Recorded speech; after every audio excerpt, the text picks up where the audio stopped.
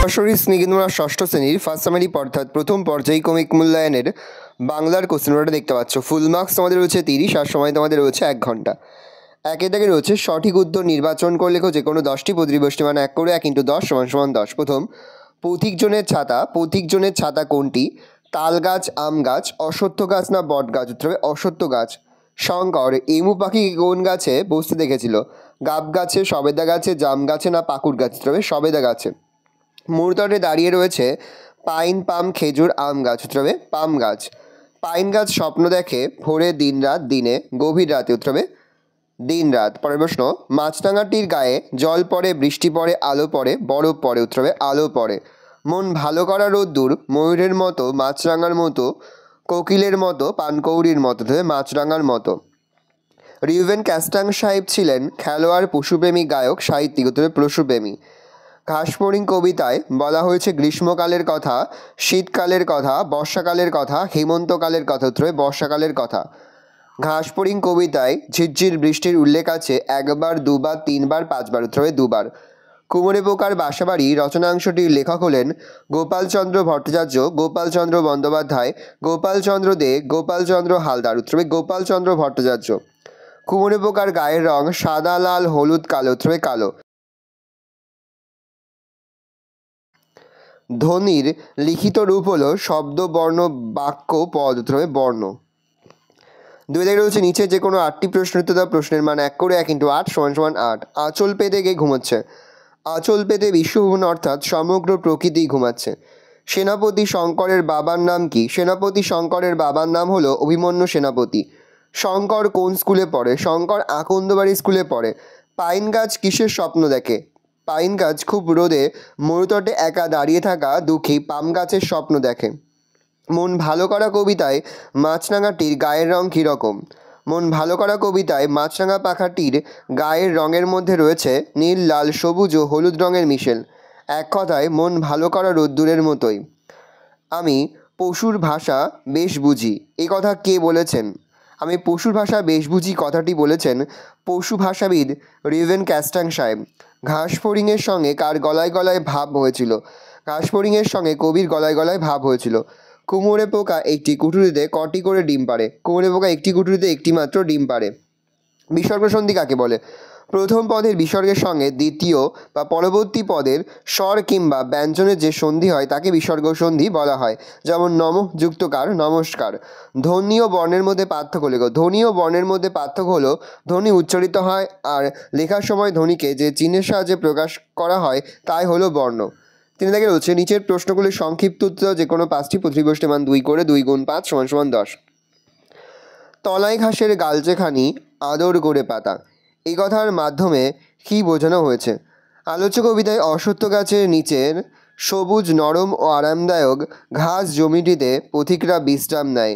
ঘাস জমিটিকে দেখে কবির মনে হয়েছে এটি যেন পথিকদের বিশ্রাম নিতে আদর ভরে ডাকছে।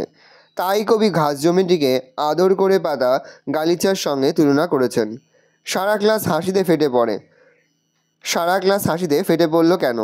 শঙ্কর এমু পাখির ভুল বর্ণনা দেওয়ায় মাস্টারমশাই বিভীষণ দাস রেগে গিয়ে প্রশ্ন করলেন যে সে এমু পাখিকে ঘোলপুকুরে কীভাবে দেখল। তখন শঙ্কর বুঝতে পারল সে মাস্টারমশাইয়ের আগের প্রশ্নের উত্তর ভুল দিয়েছে। তবু মনে সাহস এনে বলল যে সে স্বপ্নেই হয়তো এমু পাখিকে দেখে থাকবে। সহপাঠীরা উত্তরটি শুনে মজা পেয়ে হাসিতে ফেটে পড়ল। স্বপ্ন সে দেখে দিনরাত দুলে দুলে। কে কী স্বপ্ন দেখে? উত্তর লিখবে বরফে ঢাকা পাহাড়ে দাঁড়িয়ে থাকা পাইন গাছ দুলে দুলে স্বপ্ন দেখে। সে স্বপ্ন দেখে দূর দেশে মরুভূমির প্রান্তে গরম পাহাড়ের ওপর যেখানে সূর্য ওঠে সেখানে একটি পাম গাছ একা দাঁড়িয়ে রয়েছে। মন ভালো করা রোদ্দুরকে কবি কিসের সঙ্গে তুলনা করেছেন? কবি শক্তি চট্টোপাধ্যায় মন ভালো করা কবিতায় রোদ্দুরকে মাছরাঙা পাখির গায়ের রঙের সঙ্গে তুলনা করেছেন। মাছরাঙা পাখির রঙের বাহার যেমন মনকে ভালো লাগায় ভরিয়ে দেয় তেমনই রোদ্দুরের শোভাও কবির মন ভালো করে দেয়। মাছরাঙার গায়ের রং যেমন একই সঙ্গে উজ্জ্বল ও শান্ত, রোদ্দুরের তীব্রতাও তেমনই কখনো বেশি কখনো কম। মাছরাঙার গায়ের পালকে যেমন লাল হাইপেন, হলুদ হাইপেন, সবুজ রঙের আশ্চর্য সমারোহ তেমনই রোদ্দুরেও রয়েছে অনেক রং। পশু পাখির ভাষা রচনাংশে শিল্পাঞ্জি সম্পর্কে লেখক কী জানিয়েছে? পশু পাখির ভাষার লেখক সুবিনয় রায়চৌধুরী জানিয়েছেন, শিল্পাঞ্জিরা মানুষের জাত ভাই হলেও তাদের ভাষা বলতে সেভাবে কিছু নেই। তারা ভালোবাসা, সহানুভূতি প্রভৃতি খুব ভালো বোঝে এবং সহজেই ভাব পাতায়। আমি কথা দিয়ে এসেছি উদ্ধৃতাংশটি কার, কোন কবিতার অংশ, কে কাকে কী কথা দিয়ে এসেছে? উদ্ধৃতাংশটি কবি অরুণ মিত্রের ঘাসফড়িং কবিতার অংশ।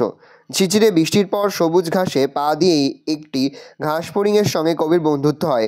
তার কাছ থেকে চলে আসার সময় কবি ওই ঘাসফড়িংকে কথা দিয়ে এসেছিলেন যে তিনি পরে অবশ্যই আবার তার কাছে যাবেন।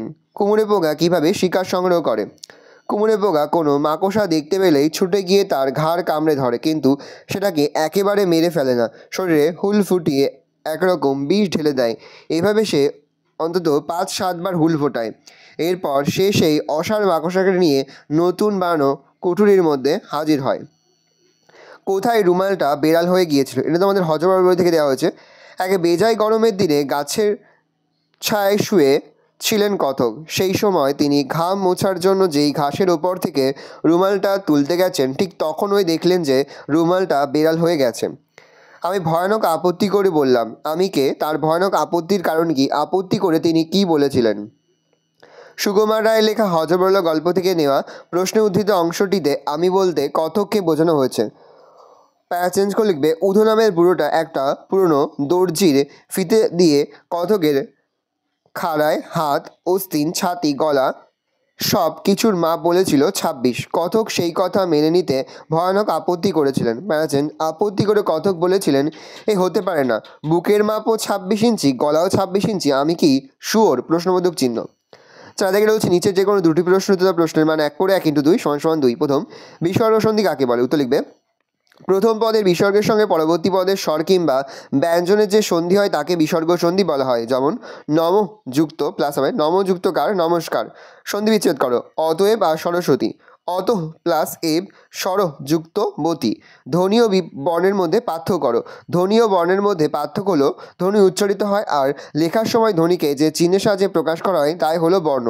মৌলিক শব্দ কাকে বলে? যেসব শব্দকে ভাঙা যায় না বা ভাঙা গেলেও টুকরো অংশগুলির কোনো অর্থ থাকে না তাদের বলা হয় মৌলিক শব্দ। এগুলিকে সিদ্ধ শব্দ বলা হয়। যেমন লাল, কালো, 1, 2, হাতি, ঘোড়া ইত্যাদি। ভালো করে দেখে নাও, এই রয়েছে টোটাল তোমাদের ফার্স্ট সামারি অর্থাৎ প্রথম পর্যায়ক্রমিক মূল্যায়নের ষষ্ঠ শ্রেণীর বাংলার কোশ্চেন পেপার। ভালো করে দেখে নাও। আশা করি ভিডিওটা ভালো লেগেছে। ভিডিওটা ভালো লাগলে ভিডিওকে লাইক করতে ভুলবেন না। আমার চ্যানেল নতুন হওয়া লাল ক্লিক সাবস্ক্রাইব প্রেস করে পাশে বেল আইকনটা প্রেস করো, যখন নতুন করে ভিডিও আপলোড করি সবার ফার্স্ট নোটিফিকেশন তোমরা পেয়ে যাও। আর এই ভিডিওটি তোমার বন্ধু বান্ধবী, আত্মীয় স্বজন সবার মধ্যে কিন্তু অনেক শেয়ার করে দেওয়া। বছর ষষ্ঠ শ্রেণীতে পড়ছে। আমরা কিন্তু ইতিমধ্যে ষষ্ঠ শ্রেণীর প্রতি বিষয়ে সিলেবাস, প্রশ্নপত্র এবং নমুনা প্রশ্নপত্র কিন্তু আপলোড করে দিয়েছি। তোমরা যদি এখনও পর্যন্ত সেই ভিডিওগুলো না দেখে থাকো, ভিডিওগুলো কিন্তু তাড়াতাড়ি দেখে নাও। তোমাদের সকলকে জানাই আগাম পরীক্ষার অনেক শুভেচ্ছা এবং অভিনন্দন। কোনো প্রশ্নের উত্তর লিখতে বা বুঝতে কোনো রকম অসুবিধা হয় তাহলে কিন্তু নির্দ্বিধায় কমেন্ট সেকশনে কমেন্ট করে জানাতে একদমই ভুলবে না। ভালো করে তোমরা কোশ্চেনটা দেখে নাও।